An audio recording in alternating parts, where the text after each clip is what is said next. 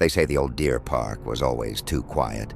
Even before anyone knew what slept beneath it, travelers spoke of a heaviness in the air, a stillness that pressed against the skin like a warning.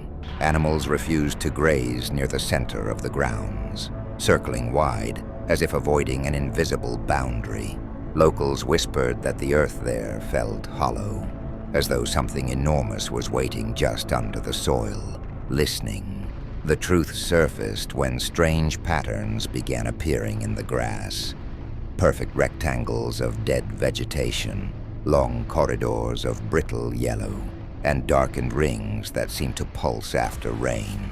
A survey team arrived with their humming machines, expecting to find nothing more than old farm debris. Instead, the ground revealed the outline of a colossal structure, a mansion-sized shape with rooms branching like ribs, halls stretching like a spine, and a second shadowed building crouched beside it. The instruments mapped it in 3 dimensions, and the image looked less like architecture and more like a creature curled in the dirt. Rumors spread fast.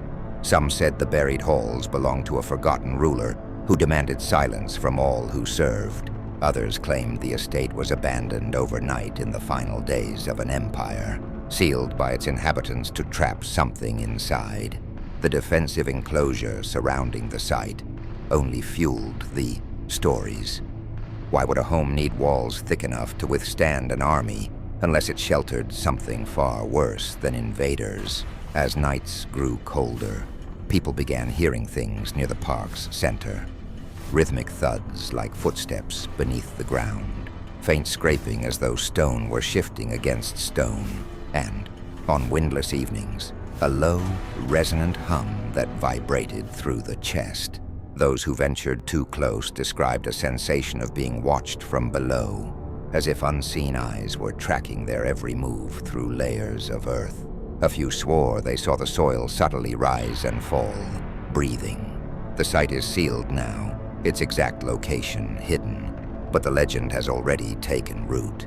Locals call it the Silent Estate, and they warn that once the excavation begins, whatever has been sleeping for nearly 2,000 years may finally wake.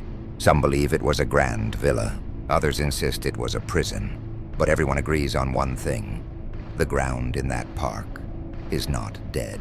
It is waiting.